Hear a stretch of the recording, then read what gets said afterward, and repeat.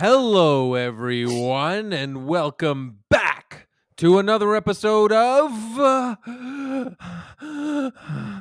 Evil Man. They got me. This week presented by Hellman's Mayonnaise. Because it's Hellman's. Because it's Hellman's. Take a squirt on your sandwich because no better it's way. Hellman's. If you're looking to enjoy a podcast in the best way possible, put a squirt of Hellman's in your ears. Make some egg salad, make a sandwich. Oh, God. You did it better, James. Yeah. We're just Oh, joking. but have you guys heard that song? The Happy? Hellman's Yeah.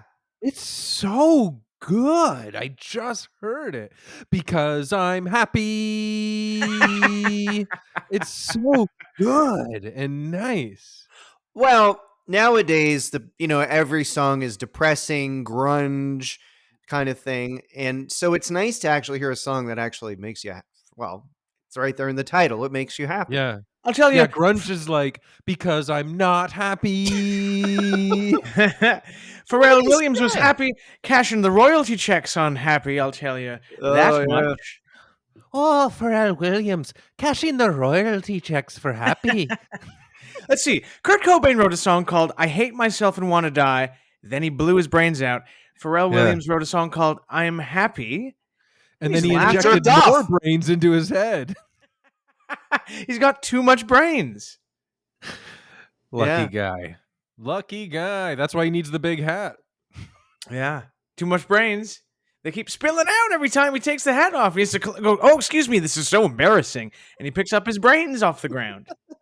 Because I have too much brains. Mike, did you know, and I think you'll think this is kind of cool, Pharrell was involved in a condo development in Toronto. Oh, that's sick. I do remember people posting pictures in front of the signs advertising it and going, what the hell? Toronto just got a whole lot cooler. Yeah. Did the condo development ever get built? It did, and I remember Pharrell came up for the opening, and yeah. So that's awesome. I'd love to live in a building owned by Pharrell Williams. Imagine paying your rent. Or I guess you wouldn't pay rent. You'd own condo a unit. fees. Yes, you'd own a building, own a unit in his building that he developed. Yeah. Yes. Dude, the reason I totally got into the arts is so that I can make enough money to become a condo developer. Ryan Reynolds, Pharrell Williams, so many others. Yeah. Business. I saw a video on the internet yesterday, and apparently Selena Gomez, who seems lovely, is a billionaire from her businesses, not even from acting like we do. Her makeup business has made her a damn billionaire. Wow. Yeah. Yo, it's good. I would like $1 billion.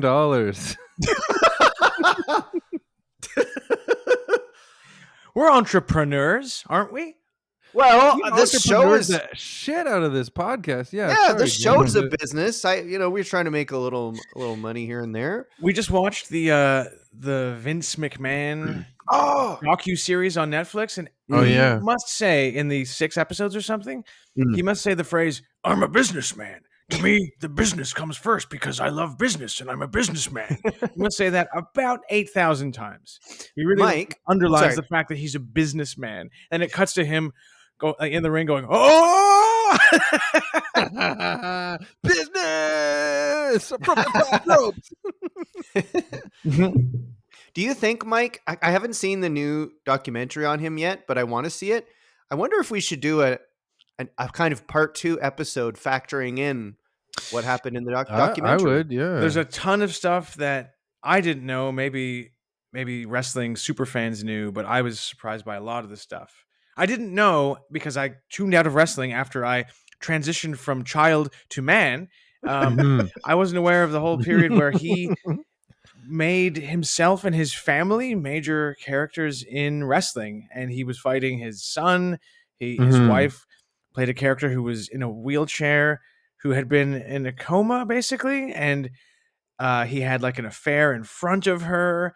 Oh my God. He and his daughter. That's like a story from the wrestling. It's not real. Yeah. No, it's like it's the rest. It's a wrestling plot. Yeah. Oh, very nice. Yeah, very soap Um, opera-y. Very soap opera. And he keeps saying that kind of thing, like, what we do is when you touch people's emotions, that's when you know it's true art. And people keep talking about wrestling like it's Shakespeare or Greek theater. And then it cuts to a guy like Vince McMahon having a wrestler. He's just waving the guy's face in his butt, or like Vince McMahon getting his head shaved by Donald Trump. And everyone's like, he changed the game by adding these emotional storylines to wrestling. I want to not offend anybody out there, but it's my own curiosity. I wonder if the majority of the wrestling fans who do get caught up in it still um know that that is what's happening to them, that it is their emotions being manipulated. I don't think they do. Why am I crying? I wonder. Yeah. When I No. Yes. when I was in about grade 2 and I watched WrestleMania 6 at the Sky Dome and the Ultimate Warrior beat Hulk Hogan, I probably cried. Yeah. What? Sorry, when was that? 1989 Yeah, or so how 90, old were you? 7 or 8. Yeah, it makes sense because you were a kid, and that it's for children. I don't know. I always think you got to let loose and have fun. It's all Yes, right, but it's you know. We great. have wrestling listener fans, you know. But when they talk about Yeah, the but they transitions, already know we're snobs. when the wrestlers talk about and Vince McMahon talk about the transitions between like the Hogan Andre the Giant era to like the next era, and then the Attitude era, Yeah. or like the something called the fuck was it, ruthless aggression era, and they talk about like these big game changing moments, and there's like this dramatic scene where Stone Cold Steve Austin relives how he came up with his amazing catchphrase, where he goes like, and that's the bottom line because Stone Cold said so, and every wrestler's like, no one had ever heard anything like this before. It was a game changer. I could tell you guys a embarrassing thing. I think it's embarrassing. Maybe it's not that bad, but I could tell you a little weird thing I did. Oh So yes. the other night, Mm. I went out with Ebony, and I would say, I had a couple glasses of rosé, Okay. and not so much that I was really drunk or anything like that. I wasn't spinning or feeling sick or anything like that. You weren't like the guy in that viral tweet at the baseball game who's sitting down, just waves of vomit coming out all over himself. You weren't at that Yeah. point. No, no. I would just say, when you have just the tiniest little bit where you're a bit silly, a bit fun, a Mhm. bit maybe over friendly. Like Bacchus. So you were sort of in a Michael, yes. mischievous mood. Exactly. But in a good-natured, mischievous, loving mood from Okay. maybe one too many wines. Yeah. So Ebony goes to bed and I sit on the couch and I'm feeling sort of exactly like Bacchanalian, filled with this kind of joy and mischievousness. And I go on Instagram story. Okay. Okay. And I wrote to a porn actress on there and I arranged to meet up. No, just kidding. I didn't do that. But I went on Instagram story, and I don't know if you guys have ever felt this way when you're just a little bit drunk. I'm just being too friendly and like messaging people. Maybe I wouldn't usually. I just was like, I was like filled with sort of love for everyone, and Did you like, have MDMA in your wine? no, just about 3 rosés. Anyway, and like I see a Caitlin Howden, a hilarious improviser. She had a story of like a show she was doing in this big crowd, and I wrote like "great crowd" to her. It's not that weird, but it's still sort of odd to write her that at 1 a.m. We don't talk that much. I love Caitlin, but you know what I mean. I'm just like doing that, like it's messages that are a little like you don't really need to send that, but it's not Mhm. nice, I guess. In my mind, it's just being nice and supportive. And then we get to I get to a Instagram story of one of our male friends, whose name I won't say, and he posted this like really nice photo of his girlfriend at a restaurant. Okay. And she looked lovely. And I just was like, this male friend of ours is such a great guy. And I thought, oh, his girlfriend looks great. That's such a great photo. And I write like, great pic. And then I guess I went to bed.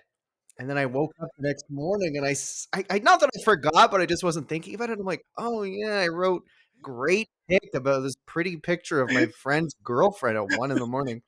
And he kind of joked back like, "Hey, she's taken, buddy." And I'm like, "Right." But I was like, Did "Oh, he why did did I he do look good that?" in the picture? So that He wasn't in the picture. Oh, I It was see. just his very nice girlfriend. So, anyway, just a weird thing I did that I would have not done, I guess. But he listens to the Great podcast pick. too. Literally just a portrait photo of a friend's beautiful girlfriend. Yes, and I said, "Great pick." Did you But in explain my like mind, I'm just like, "Oh, yeah. this guy's the best. Oh, she's great You know too." what? So, I've been there, like, maybe not in the exact same circumstance you're describing right now, but I totally reply to Instagram stories sometimes in a crazy, lighthearted, goofy, supportive mood to friends and even, like, peripheral friends that are on the periphery that aren't even that close because it's like, I don't know, when you're in this goofy mood, but I maybe this is like a dad thing in your 40s now. Like, they're like, "Okay." Showing up in my DMs just to be friendly, like, that's such a dad move, I think. Like, keep giving her, guys, good work. Like, I feel James, like I show up like that sometimes in me people's too. DMs, like, Me too. "This is awesome. I'm happy for you." I say that to you literally, Chris, like regularly on I Instagram know. DM. I'm like, honestly, I'm the same, and I've thought that too. It's like, "Oh my god, what are these like, when I sober up and I'm not as feeling goofy, I'm like, what do these dinks think of me just, like, sliding into their DMs where most people are younger and they date all the time, so if you slide in their DMs, it means something, and I'm just like, "Congratulations, really excited for you." It's like the most uncle/dad move of Instagram. James, did you explain like, "Oh, I'd "Very had 3 excited for you about your rosés." girlfriend. She's very pretty. Congratulations." No, I didn't say anything, Is I and was feeling mischievous, sort of like Bacchus, and that's why I said, "Great pick."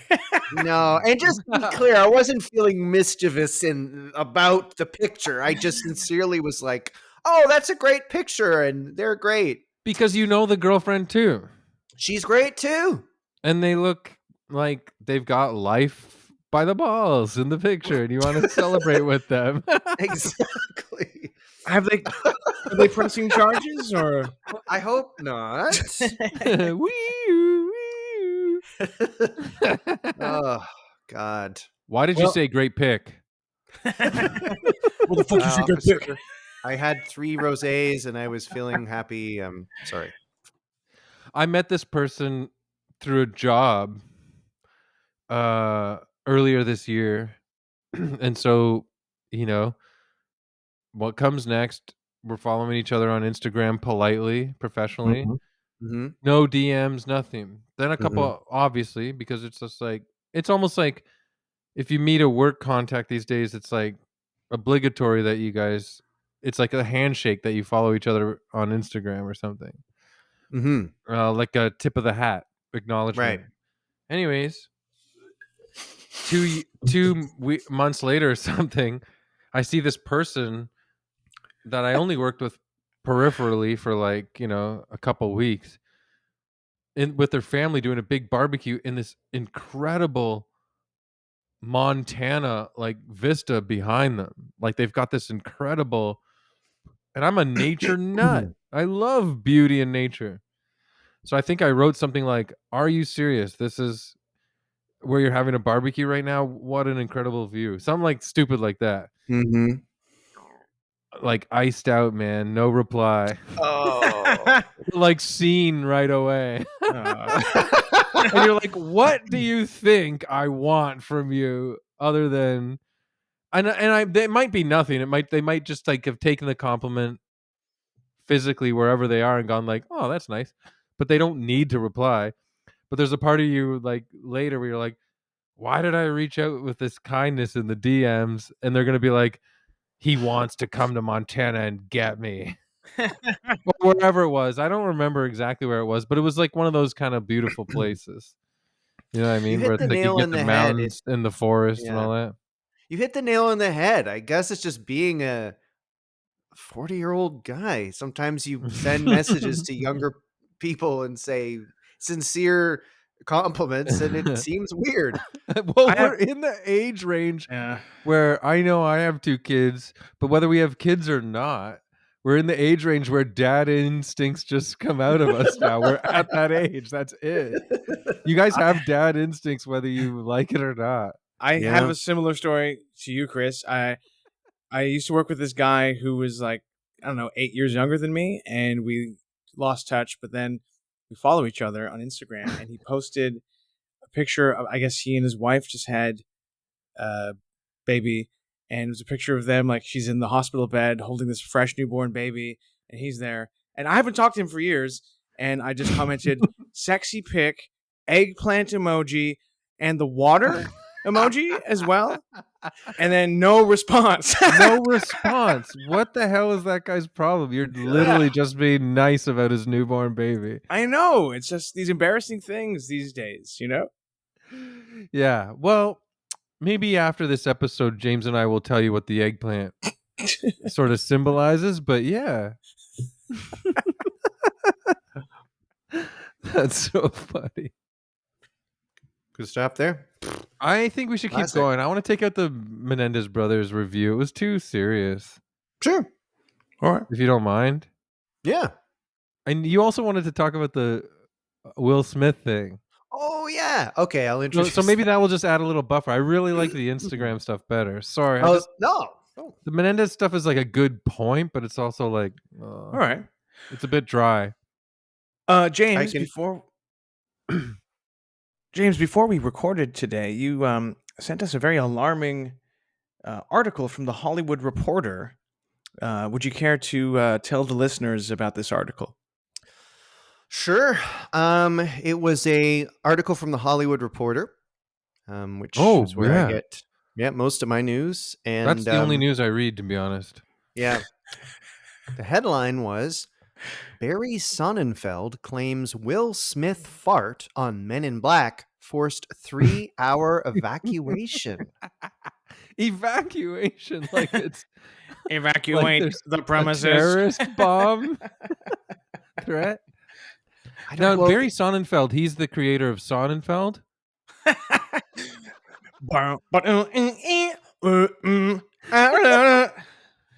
Hey Barry, Hello, Nyman. hello, Will Smith's fart. I can tell you the Yeah, details. tell us about the details of the evacuation, because Will Smith, like, he's the Fresh Prince, man. I know. never Mhm. thought that guy shit stink. Yeah. So like, so like, what in the hell is the deadly combination that created this situation? He never rapped about having a anus problem, so this is surprising. Yeah. Now, Well, this Barry. is a story all about how I cleared out a whole room. Like, wow. Well, I did Barry. one little fart, and Barry Sonnenfeld said, "Hey." You're moving with your auntie and uncle in LA.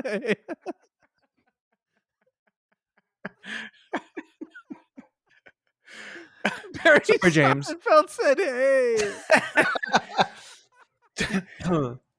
We're treating this as a joke, but it's a serious article. Very James. Sorry. serious. That's the No, thing. no We can't. problem.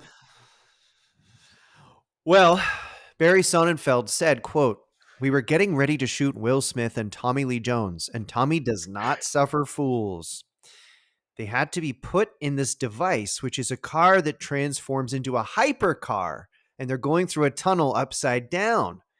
We have to bring a ladder over on wheels like it's the old days when you'd get on airplanes from the tarmac. And we put them in the thing and we turn it upside down so we're ready to shoot. And they had to be hermetically sealed into this kind of car." And then Sonnenfeld said he heard Will Smith goes, "Oh, Jesus. So sorry, Tommy. Baz, get the ladder." And you hear Tommy saying, "That's fine, Will. No worries, Will. Don't worry, Will." And they had to race and get a ladder up. A And ladder. okay, now this is pretty funny. So they get a ladder up, I guess, to get the actors out. And here's what Barry Sonnenfeld says, Out of a quote, fake, like, yeah, machine, because like, it stinks. shuttle.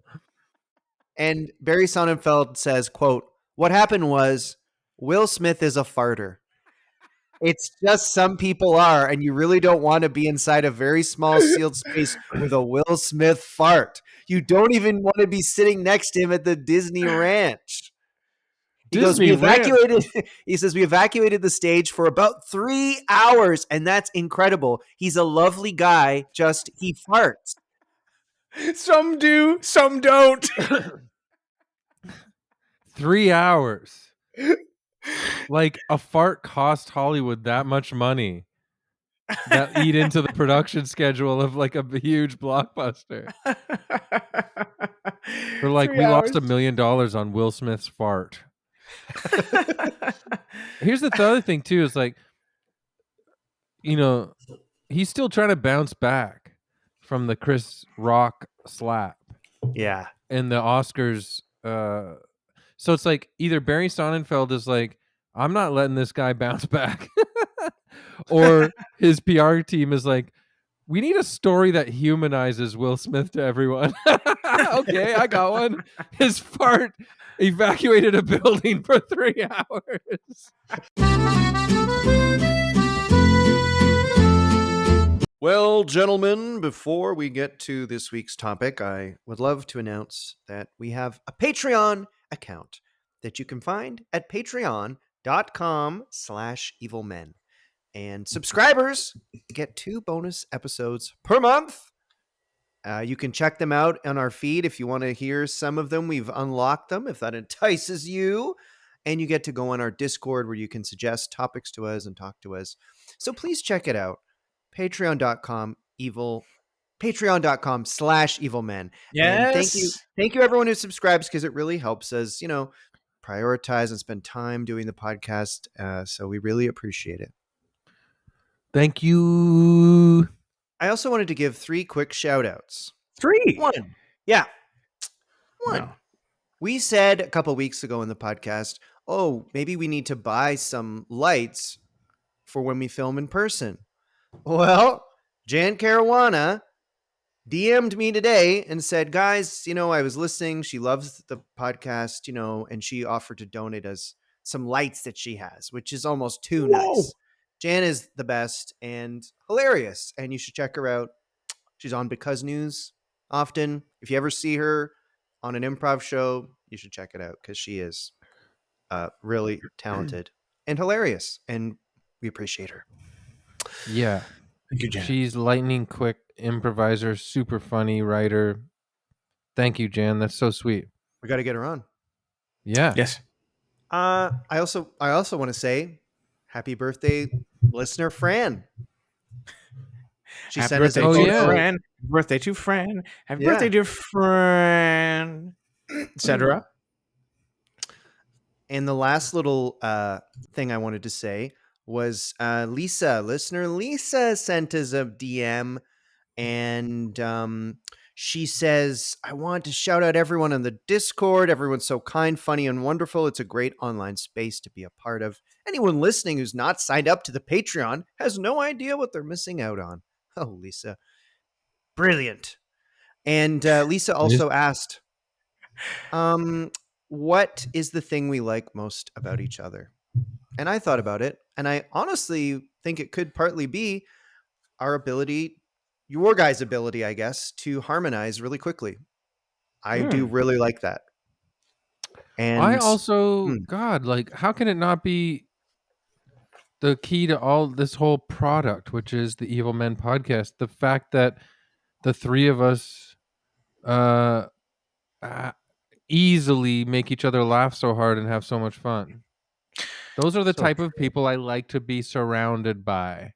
As for me, the thing I like most about Chris and James are their bodies. And I like my body too. I like our bodies. Oh, okay. Well, Well, we all like Mike's body. I'm glad he likes mine. I This is love your bodies. crazy. you are looking, I would Body, say, body, body. even more fit than you used to, Mike, and you look pretty damn fit back in the day. So Well, Can that's I nice to just hear. can I After just say something, Mike? yes. Um, it looks like you're really preparing for something, but you don't know what it is.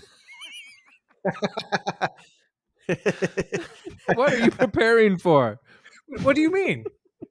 with this hardcore gym regiment? Are you going to Oh, space?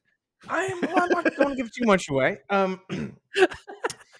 I actually feel like spending all of August in Edinburgh made me incredibly unfit from Oh not God, exercising and eating badly and drinking a couple of pints of beer over the month. I- I had a couple of pints of beer over I'll the say month. I I saw you on 100% Thursday. understand and feel the same way. I saw I'm you on Thursday, and I thought you looked like way more fit. I mean, maybe I'm Oh, crazy.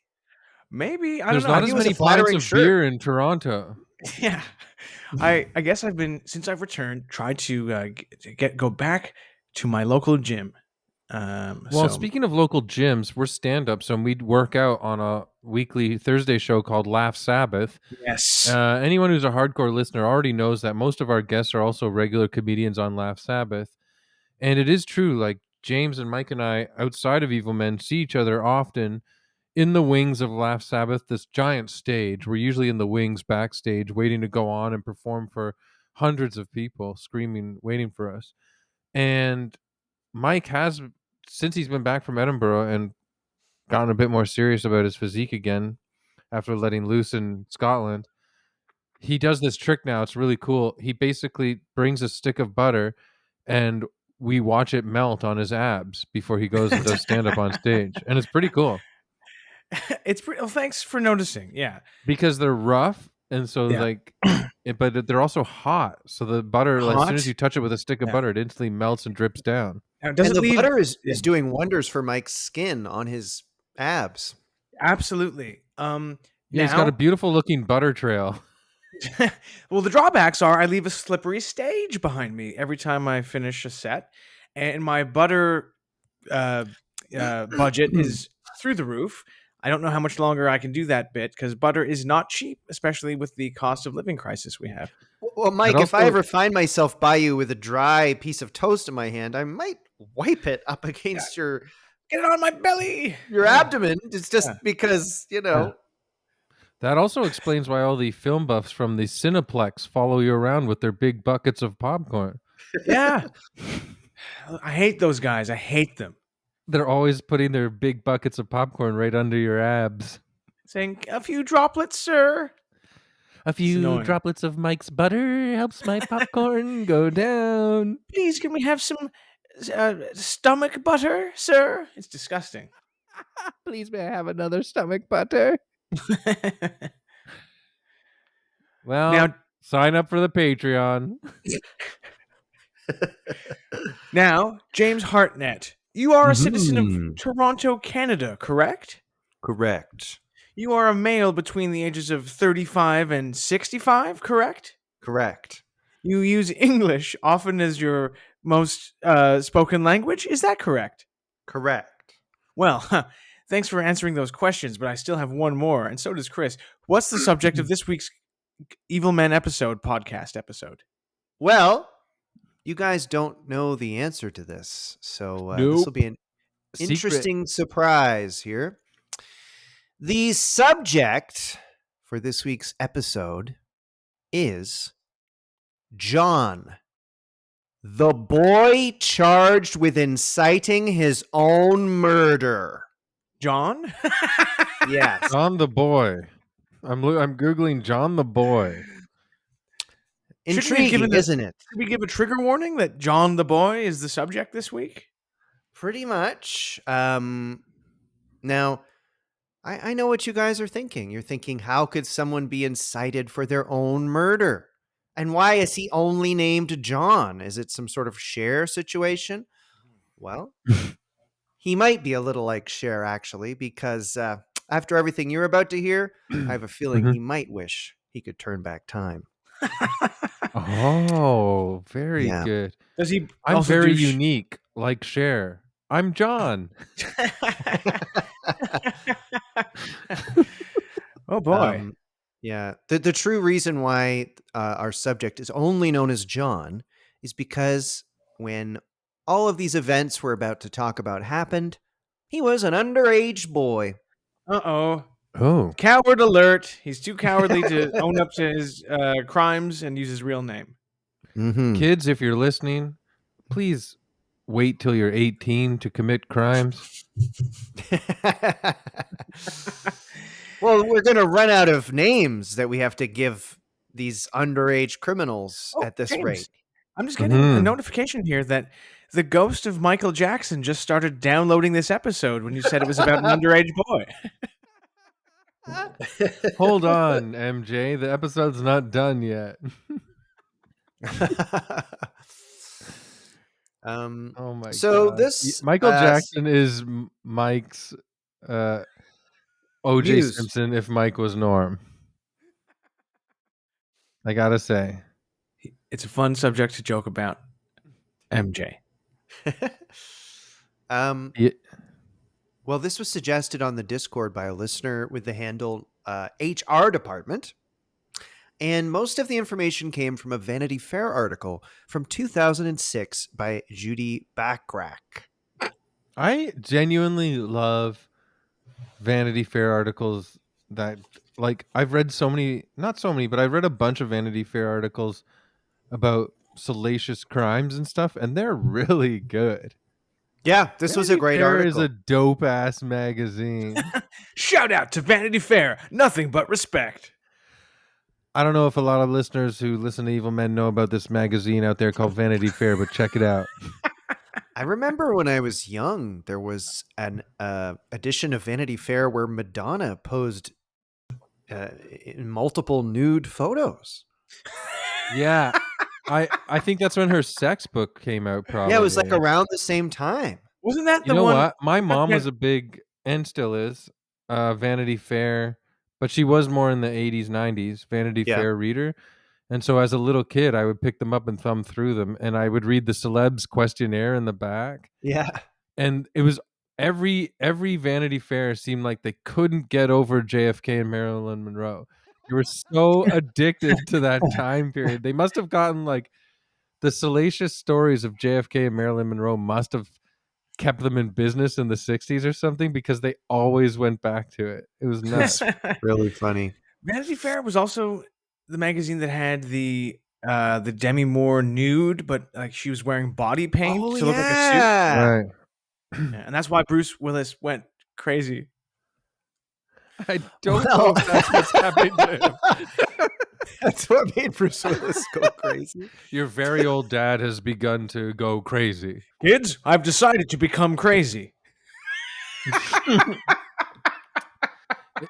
It's because of this picture of your mom. So John the boy. I've heard John the John, Baptist. the John the boy who boy. incited his own murder. Okay. That's his full name. Yes. Well, it was hard to think of what the topic title would be, but that's, I think, maybe the most headline grabbing. To be honest, it's really cool because it's like it sounds like a name you'd give a warrior. John, Yeah. the boy who incited his own murder, is coming over the horizon right now as we speak. Hello. I Hi. guess I'll give a little trigger warning. I guess there's some talk Yeah. of suicide, but I'll just say this right off the top so we feel comfortable laughing. Nobody dies in this story. Thank you for once. Yes, nobody dies, so it's okay to enjoy. So allow me to set the grisly stage. I'm going to sort of follow the chronology of the article, kind of, which bounces around a little bit because I think it is the most effective. So let's jump to this actual attempted murder, okay? Okay. Whoa. And we'll go back and explain how I we hardly got know the boy, but sure. Attempted murder. I hardly know the guy. So we're in Manchester, England, okay? Mhm. Oh, 2003. Mike's already double in on this episode now. Whoa. Yeah, 2003. Manchester. It it's a nice part of town in a small alleyway, okay? And there's a 14-year-old boy that we will refer to as John, not his real name, and he was stabbed by his best friend, a 16-year-old boy we'll call Mark. So again, John does not die after he Okay. was stabbed by his best friend Mark, Mhm. but it was pretty bad. John was Mm. stabbed in his chest and his abdomen. His kidney was pierced. His gallbladder had to be removed. He Oh my almost god. died in the hospital, but God. after days in a respirator, he pulled through. Well, Can I can I say just say? something? Oh, Oh. Ooh, we both have something to say already. I just wanna say Please. if you've been stabbed in your abdomen, it's now referred to as your stabdomen. well, I was going to say two things. England is a nation of stabbers, and also this crime happened in 2003. Yep. So I'm going to say, I'll just to put this in context, 2000. So this crime happened 1 year after Oasis released their 2002 album Heathen Chemistry with the singles "The Hindu Times," "Stop Crying Your Heart Out," "Little by Little," and "Songbird." Not a great Also album. Am I wrong? I think it was during their long and slow decline. Yeah. also, you know what was blowing up at the time that John was stabbed in England? Every artist on Ninja Tune Records. True, true, true. I wonder if you knew that at the time of the incident. what's your DJ guys' Food, favorite you name it. Oasis song if you had to pick? I think I'm I going to go hate Don't Look Back. Oasis. I'm so not a fan. Okay, I'm going to say Don't Look Back in Anger. I do I'm like gonna say Supersonic and I like Acquiesce. And Ooh. I got a pre-sale code for the tickets that go on sale I, tomorrow. Ebony did too. Ebony did too. Oh my God, maybe we'll go to the fucking concert together. At the new Rogers Stadium that has yet to be built. Yeah. Yeah, that'll be fun. I guess I'll say Wonderwall because I just remember all the girls liked it, and so I feel Yes. like we may have slow danced to it like with girls at the So it's like it reminds me of like being interested in girls as a young teen. Nice. So John was Nice. stabbed in Manchester, the home of Stabbed him in. Oasis. Yes. And Mhm. he was Very cool. saved. He By was Oasis. saved. He was saved because after his best friend Mark stabbed him, Mark called the police Best and friend. said a madman had attacked John and stabbed him. There's a Okay? madman attacked me, friend. This is a So great like I mean, so it's a far. shocking introduction, isn't it? I'd say that Yes, the guy who stabbed him probably wasn't his best friend. That doesn't seem like a honestly, very James, best friend thing to do. I know. If I said, "Would you guys stab me?" Would you? No. Oh, Chris, you may find that is the kind of crux of this whole damn episode. Damn. In a Oh, way. So it's a good question. okay. And I wouldn't, unless somehow you really, really, really needed me to, but I wouldn't otherwise. Yeah. Well, So stab me to get my work visa in the States so I can go to LA sure. and finally make it.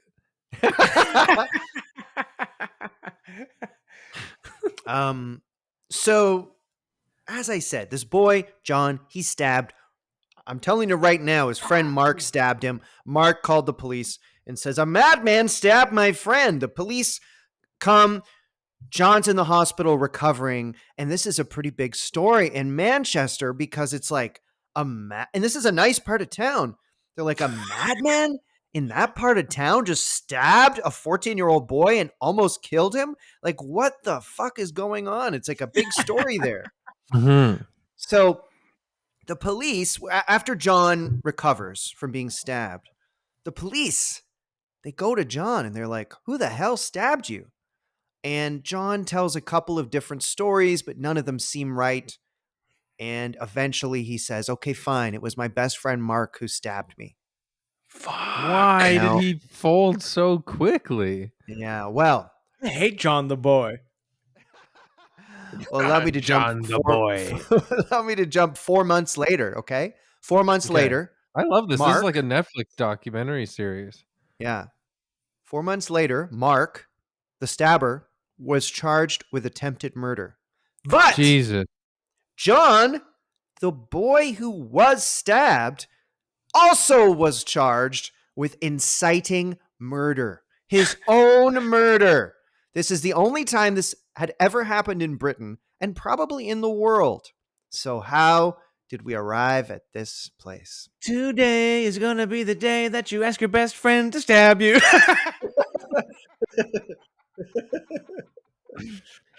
I don't believe that anybody would stab their best friend, but they did. Really good, Mike. So, let me tell you a little bit about John, how he all got here. The boy. John the boy. So John grew up a gentle, sort of withdrawn boy. Here's a bit of a bummer. He did have a tough upbringing. He never knew his biological father. His stepfather was like a druggy guy. I don't know if this is true, but John's mom alleged that his biological father kidnapped him as a baby and harmed him in some ways. So John was like teased. He was Southeast Asian and he had like racism happen, racial slurs hurled at him. So he had a tough upbringing for sure. Did he have a and- half inflated football because that's all they could afford and it had a hole that would never be patched up? Looking at my notes, yes, he did. Even worse in England. And Manchester, I think at that time, Manchester United probably had David Beckham and like all these, big stars. It was probably. Where was David Beckham when John the boy got stabbed? Yeah. It's a great question. Possibly Manchester. Hmm. Anyway, Interesting. so it's the early 2000s, okay? It's this kind of troubled, nerdy boy, basically, right? And he got addicted to the internet. Oh no. Can you imagine? Addicted to the early 2000s internet. Dial-up modems, Ask Jeeves, Friendster. MySpace wasn't even around then. Yeah. He was You probably remember when wasn't we even got around then. MySpace? I remember adding you guys on MySpace. Yeah, we were all. I think you guys might have even been in my top 10, maybe. Nice. I bet John was spending a lot of time on google.co.uk. Maybe not even Google at that point, Mike. Like, No. True. honestly, like Alta Vista or something. Mozilla? Remember our friend David Janine Porter had like 3 MySpace accounts? And you had to add all of them Yeah. as his friend. Remember Firefox? Mhm. Oh, yeah, I do. I really do. Anyway, so John, he's addicted to the internet at this early internet time. And I was addicted to the hieroglyphics message board at that time, which is like a message board dedicated to the hieroglyphics rap crew of from Oakland, California. Tell the cool. Funky Homo Sapien, Souls of Mischief, Whoa. Pep Love, Casual. They were all. We talked about them all on the Wow. message board. Yeah, message boards, huh? This Well- is we're talking. It's like I just wanted to bring that. It sounds like a digression, and I know I do that a lot, but I just wanted to bring everybody back to. It was hot, heavy, the height of message board time. I was also a member on the Def Jux message board. Mine Company is so much Flow, less- LP, Cannibal Ox, Aesop Rock. Way less cool. I was a member of a Weezer message board and a Blue Jays message board, so a little bit less cool than your hip hop. My favorite Weezer album is the Blue Jays album. Let's go Blue Jays, let's hit a ball. Let's go score a home run. What's with these homies striking us out? Well, Chris, it's so funny you talked about message boards. Yeah, I just wanted to paint a picture. Well, remember chat rooms? Mm-hmm. Because John, he was addicted to chat rooms. He loved chat rooms. Okay, and this is why he wanted to get killed. Wow. By the way, amazing chat room story. Go to the Johnny Depp episode with Tim Gilbert, and Tim Gilbert talks about a very funny chat room event that happened when he was younger with him talking to some old men while in Yahoo Pool. It's definitely an Evil Men highlight moment of discovery. It's too bad Mike wasn't there, but that is burned into my mind for sure. Oh, really? He wasn't there? God, No. yeah. That was really funny. Yeah. So in early 2003, John's in these chat rooms and he's like talking to 20 to 30 people a night. It's pretty funny reading the article because the article was written in 2006. So it's kind of like explaining chat rooms and like, you can sign up for it. All you need is an email address. Like, and that can be totally anonymous. Like it's pretty funny to read that aspect. Um, but yeah, John feels like sad and unlovable. So he goes in MSN chat rooms and he decides, you know what? I'm a loser. So I'm gonna make up an alter ego with a fake email address, and I'm gonna pretend to be a hot girl named Rachel West. Hmm. Okay. Okay. Okay. So John, pretending to be Rachel West, a hot girl, meets Mark, the boy who later on stabs John. Okay. John, as Rachel, meets Mark in this chat room. And John's pretending to be Rachel, this cute hot girl, and she likes Mark, and Mark like falls in love with this girl. He can't believe it. He's like, "Oh my gosh, this beautiful girl I'm meeting in a chat room is really cool and likes me." Um and So John wanted to be close with Mark himself, and he sort of saw this as his in. He thought a guy like Mark would never want to be, you know, friends with me or perhaps more. So Mhm. I'm going to pretend to be this pretty girl So, and so get close to Mark that way. was it flirtatious? Yeah, was They're John the boy sincerely, like, attracted to Mark? I believe As John the so. boy, not John the girl? John the boy, I believe, was yes attracted to Mark, and he made up John the girl. So he made up Rachel, right, to kind of like flirt with yes. with Mark. And then Mhm. John plays himself in the chat room and pretends to be Rachel's brother. Okay. So he's Okay. going in as Rachel, like, "Oh, Mark, I love you," or whatever. And then he comes in as himself, like, "Oh, you're clicking with my sister, I see," It's like a that kind of thing. digital You would Cyrano like de me as Bergerac. well. Yeah. Yes, yes. I talked over Mike's joke, but it's perfect. so the John and Mark at this point with Rachel kind of as a excuse to get to know each other, It's they really click. catfish. It's a catfish Yeah. operation. Yes. And John and Mark really connect as friends. They connect over the movie Catch Me If You Can, apparently. But so John's getting really into this and he doesn't just stop there. He creates more alter egos in the chat room. He Mm, creates in No. the end about 6. And they No. all mhm. had really kind of embarrassingly bad names, such as Lindsay East and Rachel East. So he already has a Mhm. Rachel West, and then later he makes a Rachel East. Oh my god. I just pictured him yelling at Mark, like, on the city street that one fateful night, being like, "You have to kill all 6 of us." Like a Yeah. stick. He opened up multiverses within himself that need to be shut. Well, John apparently was legitimately really good at being in the different characters. And, he'd play it really well where one person would say something in the chat that might sound kind of crazy, but then another character would come in and kind of confirm that crazy thing to Mark. So he's like, has this whole puppet thing going on where he's playing all these people and Mark's starting to believe this sort of wild world that they're portraying in the He chat room. would have to like log out and log back in as a different character and then log out and log back in as a different like Yeah. he had multiple But computers. in 2003, people were also checking people's IP address. That was a big thing back then to see because fake people already were kind of a thing at that point where you could tell, so you'd check people's IP address. That's true, but I will say later we'll see that the police it was difficult. They did not know in analyzing this chat room that this was all one boy. No. Um in fact, a police analyst who studied the chat room said, quote, each style of conversation was totally different. I really believed it. At no point did he make a mistake. So he's like really good at Manchester playing all police these maybe characters. aren't hiring the best Yeah, guys out true. there. I thought they were all the same. I thought they were all different people.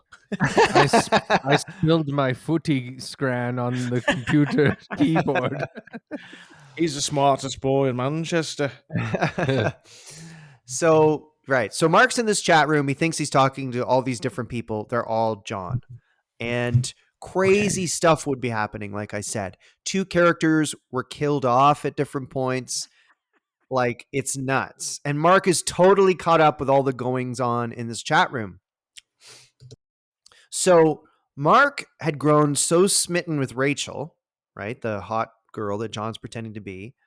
Did John? So That, John obviously used a fake girl's pic. yeah. It'd be Yeah. Rachel. Do we know what that pic was? I want to No, see. but I wonder if it's findable. Um, Okay. so John is like flirting with Mark as Rachel, Jennifer but Aniston. but John's like kind of, I think he was a complicated guy at this point because Hmm. he's mad that Mark likes Rachel and not him. You know? And Mark's always trying to arrange a meetup with Rachel, and he has to keep coming up with these reasons why he can't do it yet. So John created this world where Rachel and himself were always in a state of ceaseless peril where they couldn't meet Mark. They both told Mark that they were threatened with abduction and worse by a self-proclaimed homosexual stalker named Kevin, who was also John and in the chat room. Okay. So this So girl that Mark liked couldn't meet because she was being stalked by a gay guy? And John was being stalked by this gay man as well. Right. Gay So- madman. Let's just be Gay madman, yes. So not all gay guys. True, true. very true. Very Only a true. very small percentage of gay guys are stalkers. Let's paint them all with the same brush. So Only a So- few, only a small amount of John's cadre of gay characters are stalkers. Like, how many characters are we at now? Rachel, three, Kevin, basically three. Yeah. Rachel Well, West. Rachel, John, Kevin, Some the of them are homosexual dead. stalker. Some of them are dead now. Some become dead. Yes. So Mark's kind of being like, Rachel, babe, let's meet up. This is amazing. And Rachel's like, I can't. Kevin, who's also in the chat room, is like, wants to find me and kill me. And also my brother John. created his own terrible predicament. It's like, shut the fuck up, Mark. Don't listen to these guys. And then he'd go and be those guys. Yes. He'd be like, Mark, I'm the one that loves you the most. Don't listen to Kevin the stalker or Rachel the beautiful woman. I am the homosexual stalker. I'm gonna get them. Imagine creating ulterior egos or whatever it's called. What's the word? Alter egos. Alter egos, and then feeling trapped by them, and just being like, "No, shut up, guys. Let me in there." Yeah. It sounds so stressful to keep track of who is who and who is saying what. Yes. Well, I'm sure there were some times where Rachel straight up said, "I'm Mark," or "I'm John," and Mark just laughed at it like, "Rachel, you're crazy." I will say Mark doesn't seem like the smartest kid ever. For sure. This broke my brain. One kid talking to 30 people connected with another dumb kid.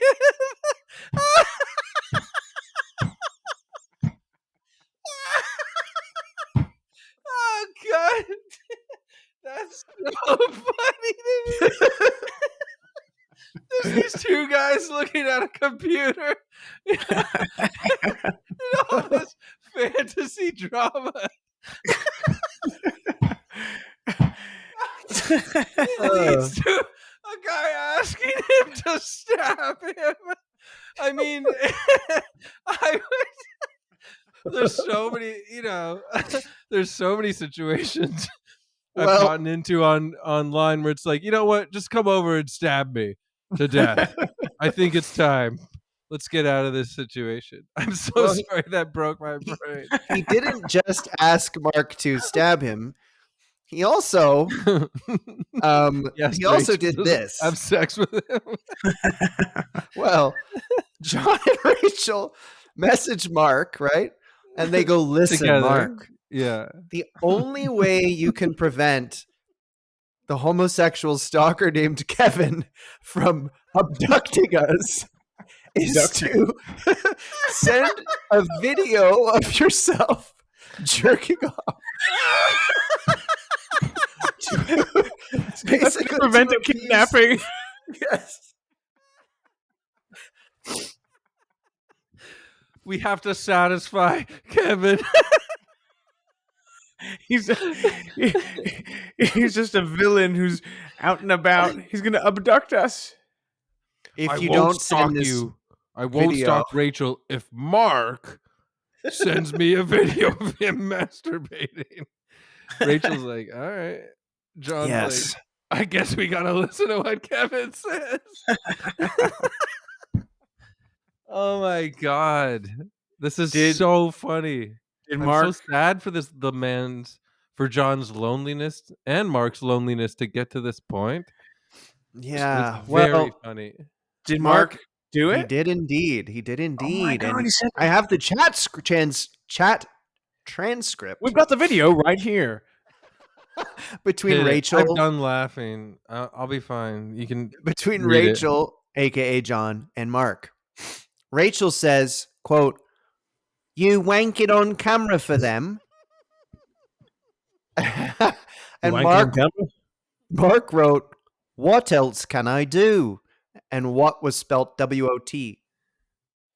And Right.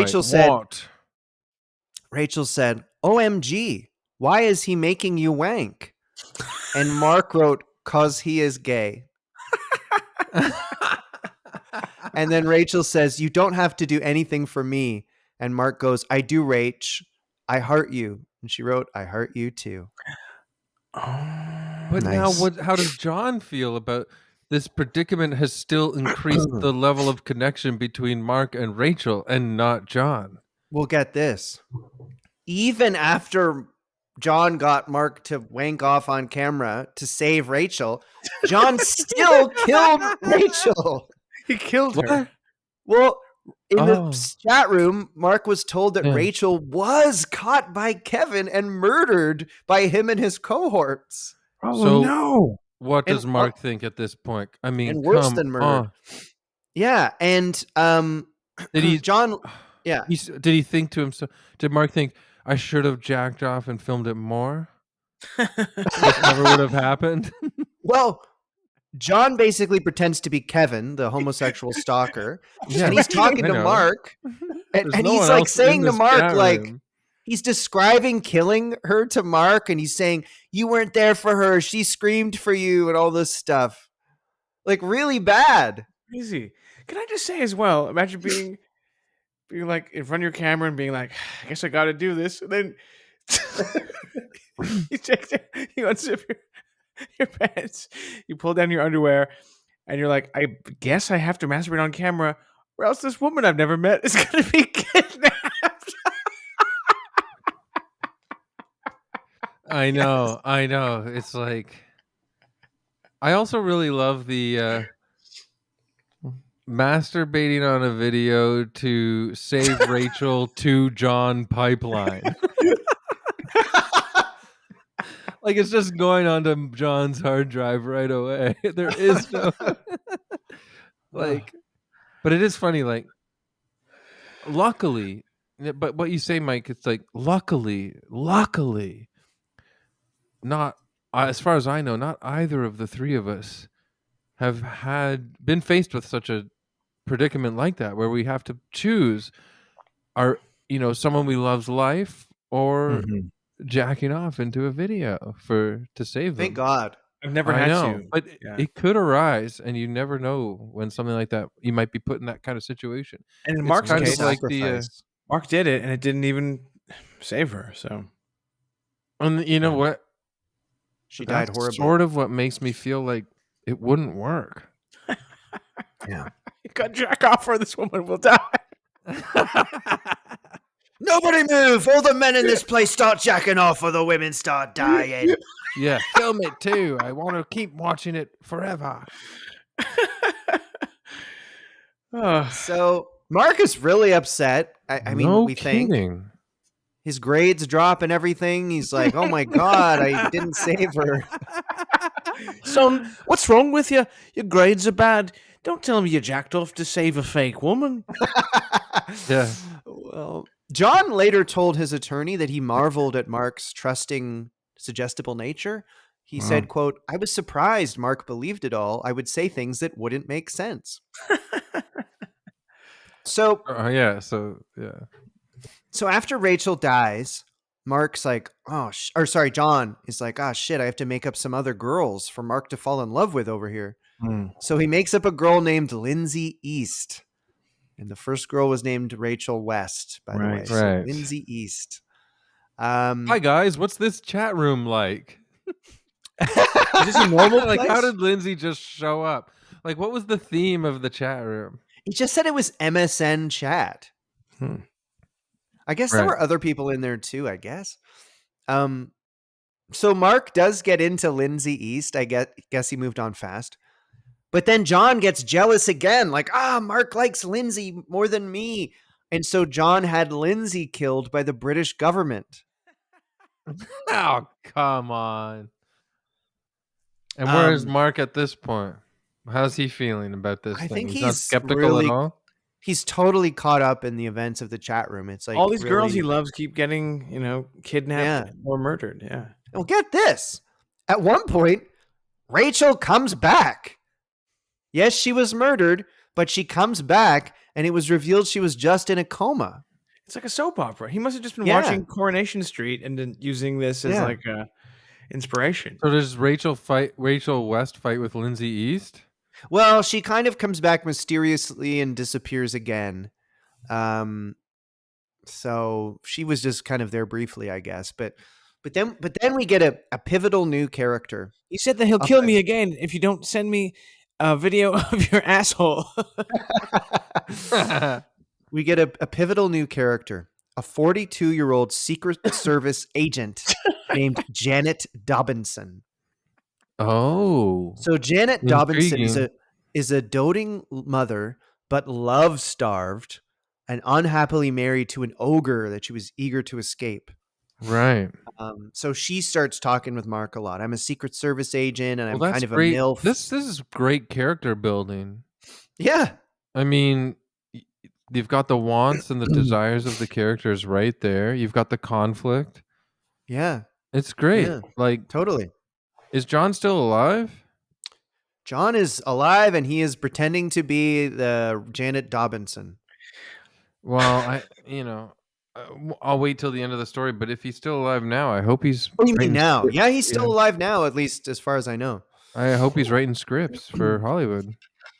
Yeah. Well, so in real life, John and Mark, now they actually start hanging out in person, and they become best friends. And does And- Mark know that John is from the message board? Like it's Yeah, all- he knows he's the guy from the message board, but he doesn't know has all these alter egos. So John is clearly, an odd guy, obviously, and he sees that all these girls really like Mark in real life. Like, I guess Mark was a sort of handsome, popular kid, I guess. And John hated that. And he got really upset and mad. And John was feeling really isolated. He had created this fake world, but it's all fake. And if Mark ever found out, God only knows what would happen. So John, for whatever weird reason, based on, I shouldn't say whatever weird reason, that seems really callous, but he basically decided, I want to end it all. I'm hanging out with Mark, and you know what? This is all fake, and all these girls like him, and I'm done. I want to end it all. Oh. John says. Right. So John talks to Mark as this Secret Service character and tells Mark she has urgent business. She said it's so urgent, she even got the Queen out of bed for it. And Mark wrote, "No offense, but what does she do anyway?" And anyway is spelled Neway. And Janet says, "This is the UK's biggest secret. I can trust you. Would it be possible to look at you while I tell you this?" And got Mark to wank off again. No. It was Yes, that happened by using again. the by by invoking the queen. Yes. You The know queen what? needs I to have see. to imagine at this point Mark knows, like, he's playing along or Well, something. that's the thing. I'm not sure, but I think it is definitely up for debate. So Yeah. anyway, John, as the Secret Service agent, says, "Could you kill someone close to you? You might be tested on that later on." And Mark writes, I don't know. I prob would, but I want to know why. I haven't really thought about it." I probably Um, would. Wow. yes. Would spelled WUD. Um, anyway, John says, "Yeah, I could. There's my answer." So the Secret Service agent tells Mark that John has a brain tumor and that this condition has devastating consequences for the British Secret Service, which need John dead Mhm. in record time. Why do they need John dead? Because John was worth $568 billion. And at the Oh, bottom of the Atlantic Ocean, there's a huge safe containing the world's richest jewels. And I only genuinely John, yeah, John only jumped the John, shark Monica. here. The story he's yeah, writing jumped the shark. It's a little too only John can access the safe. The combination numbers are in his head. right. I don't quite get why that means he had to die, but maybe they had to Mhm. get the numbers literally in his head. I don't know. Yeah. So, I do like the idea of a safe being in the bottom of the ocean. yeah. That's pretty cool. It's a good place to hide stuff. So Mark did ask in the chat, ain't this murder? And was Ain't told, not in your case. Not in your case. So Agent Dobinson promised Mark 80 million pounds, sexual favors, a career in intelligence service if he kills John. So Hmm. to Mhm. pull back from this, John was basically asking the object of his affection to murder him because of the unrequited love, basically. Mhm. Nail on the head, Mike. Exactly. But also, before we continue, let's just point out that John never fully said, "Me as John, I'm attracted to you, Mark." Agreed. So he never even Yes. gave it a shot, technically. Not as far as I know. He just Not got as far as the discouraged by story his said. made-up female characters winning Like, it's interesting Mark's because affection. it does seem like, yeah, John wouldn't say he liked Mark and then would just get mad when Mark liked girls, even if he was portraying the girl. To Yeah. be honest, like reading through the article, it Mhm. implied that everyone who worked on the case just thought John was like annoying and like the bad guy for sure. Hmm. Mhm. Interestingly. Um, so they're coming up with this plan, and the secret agent woman tells Mark the abort code is 6969. I mean, come on. Then we jump to June, and Mark does it. He stabs John in an alley, and he kind of said stuff while he's doing it, like, "It's okay, like don't make any noise," like kind of acting as though this is for a greater good. And then he kind of like after 10 minutes was like, "Oh shit, I better call the police." I guess it hit him in some way. Mhm. And so, right, so now we're in the aftermath of this stabbing. John did survive, and basically they realized But that was Mark this stabbing John or was he stabbing the agent? Sorry, I missed that. the agent is John. No, I know, but does Mark think he's stabbing John The or the agent agent? told Mark, "You have to kill Oh, right. John because John's yeah, head had the numbers. Sorry. yeah. No, don't worry. I got It's mixed up. It's a lot. complicated. It's a lot. Yeah. So he thinks he's stabbing John, and then he did. And so even when they knew it was Mark, so they know Mark stabbed his friend. I'm like, what the fuck? Why did he do that? Mhm. And the police analyzed this chat room, because um, I believe it was Mark's mom. She like found the chat room and found some of these chats and like a Secret Service agent. And she's like, what the fuck is this? And sent it to the police. So the police start analyzing the chat room. But I guess it's so long ago, like they did not know for a long time all these people were Mark. They were just like, what the hell is going on in here? And he was very good at playing the different characters. It was hard to tell. And eventually they noticed that he made similar typos as different characters and eventually were able to piece together, oh my God, this was all John One who dude. arranged this. And like John basically created an entire fake world to sort of manipulate and trick Mark into stabbing him. He's like Peter Yeah. Sellers in a way, except for the stabbing part. Yeah. And they Or ask Mike in the Myers. article, like Chris said, did Mark know? Was he just like super dumb? Mark's lawyer said when he first met his client that he didn't find it easy to explain to me why he had been so stupid. But he was certain of Mark's sincerity. He said that Mark was believing he was acting on behalf of the British Secret Service and that if he said anything, he might be in danger himself. But the prosecutor in the case said he didn't think, obviously, Mark was tricked by this and really pointed to the fact that Mark never revealed he spoke to a secret agent, quote unquote, as proof that maybe Mark didn't, didn't really believe that was true. John later said, like, Mark must have known that these characters were not real at some point. But yeah, so the police and lawyers all kind of uncover all this and are like, oh my God, this guy Mark was kind of manipulated to stab his friend. And so they were all kind of like, you know what? We're going to charge Mark, but we're also going to charge John for inciting his own murder. So that's how that happened. Definitely. Wow. Yeah. So at the end of May, He did do that. yeah, the boys and their lawyers go to a courtroom and both pleaded guilty and both ended up just getting probation. And there's an interesting quote here from the article. It said, when the sentence came down, Mark winked at his mother and Sally Hogg, who was the police officer who had uncovered the degree of his manipulation by John. And this police officer wept for the duller, more susceptible boy. Quote, I just thought it could have been my son. So this police officer was like, this poor dopey boy got tricked and totally Well, that's warped. a bit telling of the police officer's son.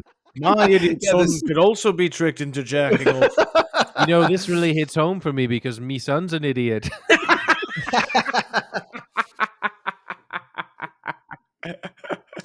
So they didn't have to go to jail, but there were conditions. No unsupervised internet sessions for either boy. Okay. No wanking off on camera. No, that wasn't in there, but Mom, you're in theory. Yeah. No further contact between them. And, as far as the author of the article knew, both boys had transformations as they got older. And John, the architect of all this, apparently he had a live-in companion. And from the story, quote, moreover, added the mother, despite his earlier homosexual leanings, John now had a girlfriend. At which point, one reporter informs me everyone in the press put down their pens and pads. Wow. So good for him. Weird. John ended up with a girlfriend, and also kind of funny because it was revealed that the perpetrator was underage. This story was never resolved in the press. So there was like a front page news, like there's a psycho killing boys in Manchester. And then they couldn't follow up on it because of the underage thing. So like people in Manchester were just like, oh, that never got resolved. Hey, there's just a guy running around killing kids. As for how John is doing now, from the Vanity Fair article, quote, it said, John feels at liberty to craft for the benefit of his girlfriend fabulous new tales starring himself. He has told his therapist about his lies to his girlfriend. Someone stabbed him in that alley for revenge, he told her, because he had identified a killer on the loose. And it kind of ends just sort of being Hmm. like, that John is now just lying to his girlfriend, making What Right. up stories. is So there he's a any word compulsive on? liar more than anything, and let's just say it, probably bisexual. I think there's a good chance. Do we know what became of Mark? No, I mean, he didn't go to jail, so Let's hope he hopefully has an he. OnlyFans because he's already, he knows how to. But is like Well, yeah. is John's body affected by the stabbing at all, or did he totally? Yeah, I mean, he almost died. It sounds He pretty Yeah. was bad. in he was in a respirator for 10 days and he could have died, but he So is he didn't. still affected in his future, Oh, like now? his present life, because of the stabbing? It doesn't sound like it. Sounds like he's Mm, fine, and it said he feels, if you ask John about Mark, he feels really bad, well, That's but good. good for them for getting through yeah, all that. yeah. Well, that's that. Isn't that a crazy story? I hope I didn't mix up the names or lose anyone along the way, because it's so complicated, but um No, quite no, a crazy it's tale. great. Thank you for explaining to us and telling us the sordid cyber tale of John the boy. And great suggestion from HR department on the Discord. Yeah, that was I would really never have fun. found that otherwise. It reminds me of, like, this is going back, but when I would watch reruns of Three's Company or something like that, sometimes Jack Tripper, played by John Ritter, would organize or schedule, unfortunately, 2 dates at the same time. So he'd have Yes. to leave the table of one date at the restaurant, go into the bathroom, and then act like he just came into the restaurant and go and sit at the other table, and he'd make both dates function like that, back and forth. Now, what John did on this chat group is like a Jack Tripper double date on steroids. He was Yeah. juggling many characters all at once. And Oh Jack yeah. Tripper used to try and trick his friend Larry, that sleazy guy Larry, into sending him a Super 8 film of himself masturbating. Well, didn't he do that to Yeah. Don Knotts also? And Mr. Furley, yeah. Well, they used to call, like, well, if you watched like Jack's video or Larry's videos to completion, people who watch the videos would say to themselves, "Now, which one is Mr. Roper? Because this guy's shooting ropes at us. Are you sure it's not this one with the Oh my giant god. plaid tweed jacket or whatever?" That's gross, guys. I'm sorry. Well, no, it's good. Should we be paid a visit by the? Evilometer. Oh, look at Evilometer. He's wearing his Man U jersey. He's got a Gallagher Brothers bowl cut circa 1994. He's got a great big machete in his hand. Don't stab us, Evilometer. No. And he's texting someone to demand a video of them jerking off. Oh, Evilometer. No. Oh, evilometer. Yeah. Wow, this is a tough one. I haven't actually thought about my score yet. Just thinking about because I was reading it.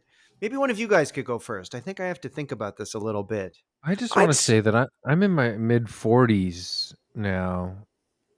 Getting on the older side. I mean, thinking here, growing my beard out. I got a lot of salt and pepper in my beard. Um, but I've never sent a video of me jacking off to anybody yet. I'm just trying to think if there's a way I could pull it off and have it still convince myself that it's hot in my Absolutely, 40s. do Chris. it. And you Yeah. know what, Chris? Like, I don't want to horn in on your ability to make money for yourself, but like, if Yeah. you're willing to incorporate an OnlyFans as part of Evil Men, like, I'll manage it Mhm. for you and do all the paperwork and everything. If you are willing to record yourself jerking off and you give me like Yeah. 10%, maybe Mike can be cut into to do some stuff. And And Well, what if we also, start a joint Evil Men hmm. OnlyFans, and then we set up one of the rooms in your house to be the studio, and we all just hang out and do that after like a recording. Ebony would love that. Well, if you guys want to send sample videos, my friend Leslie can give you guys feedback. The email address is leslienorth@michaelbalazzo.com.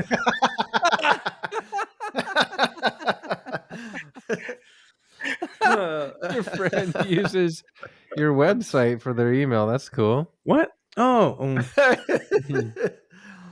Well, Oh my god. I'm gonna give John like a 2 Mm. because he was a kid and he was mixed up.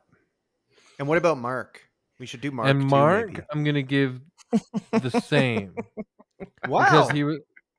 because he was triple mixed up and they were Mhm. kids, and Mark literally thought he was doing something that was important for his country, Hmm. for the Queen, Yeah. by Okay. stabbing a man who was attracted to him who pretended to be 38 other people. I mean, my first instinct is I think John is a 3, and Mhm. I think Mark is like a 0.5. I know Yeah, Mark maybe. So actually you're saying did the two is too high. stabbing. I just picture Well, these like, those like, what's the dice roller thing that you use when you play like, what's that game? Oh, the white and Dungeons and Dragons.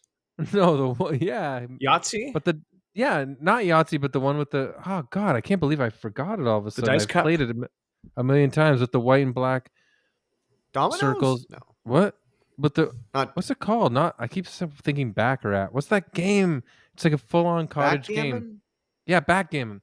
So you know Ah, the dice cup of a backgammon board? okay. I picture if you put Mark and John the boy in one of these dice cups and rattle it around and dump it out on the board, you just get a 2 every time for each. It's just like an Yeah, easy one. I'm letting them off easy still. but I hear I what you're think saying about the point 0.5, but I don't know. I You still got to do some weird stuff, mental you're gymnastics in right. your mind to I get to think that I point. believe Mark got almost like someone in a cult got brainwashed and did something crazy and was like brainwashed. But he's still culpable a bit, but I think I believe he was a dopey guy who got fooled. And I think I'm because I'm influenced by that line there when the police officer was crying like, "Oh, thank God he got off because he's just like a dumb dopey kid." I see. But I don't know. Well, I just I just rattle them around in my dice cup and they come out 2 every time. But I definitely hear what you're saying and Yeah. accept that as well. Michael. I'm gonna give Mark, yeah, a 0.5, because he seems like he was, unfortunately, um, not the smartest boy in Manchester, and he was tricked and deceived into stabbing his best friend. I will give John an 8 for creativity because he created a whole world. He's like J.R.R. Tolkien, creating all these different characters living in this amazing world. That's very impressive. Maybe he had them singing songs like J.R.R. Tolkien has them singing songs in Lord of the Rings. Um, but for all of the deceit and the stabbing, I'm gonna give him like a. He was a mixed up kid, but I'm gonna give him a 4. He still probably knew it was kind of not great to But you're do. right, Mike, but going a bit higher because we forget that John the boy also had many characters killed within the chat Mhm. Who Yes. Mark who but Mark also Mark was loved. like, "I love this girl," and then he's saying like, "She just got murdered brutally and it's your Yeah. fault." And he's like, "Oh god," and like stressed out and Yeah, struggling in yeah. school because he thinks Yeah. he killed his girlfriend. Yeah, like so if you're like actually feeling that bad about all of your girlfriends getting killed in a chat all the time, I mean, it's kind of easy once the Secret Service agent sweeps in. You're gonna listen to them like, I'll do whatever. Yeah, yeah. Yeah. Everyone I know I'm in a is world of always hell right now. every girl I love keeps getting killed. And stalked by Kevin. So Oh yeah, interesting man. story. A little trip across the pond there for this one, James. I know, I know. Mike, maybe next time you head to England to visit Sue's, Yes.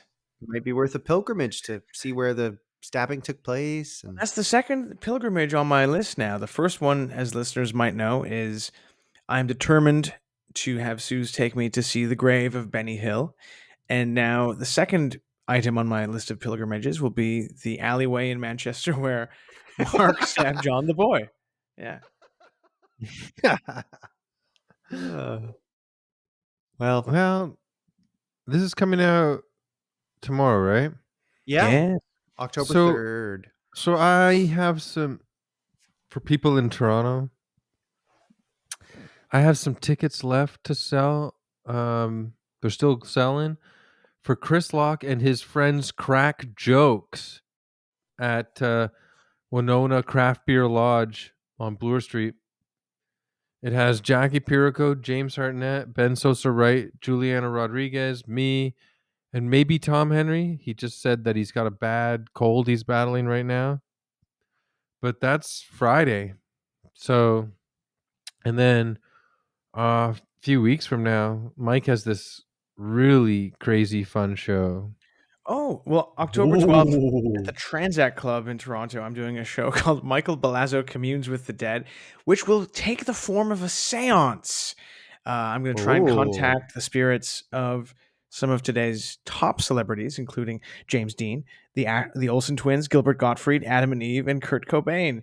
And some of Toronto's most hilarious comedians will be maybe playing those celebrities. So get your tickets, and I'll put the link for that and your show in the show notes, Chris. Thanks. Yeah, that sounds really Excellent. fun, original, and cool. I'm looking forward to both. Well, guys, I love these kind of hangs we do. They're always a lot of fun. And you know what? I think the three of us created another great episode of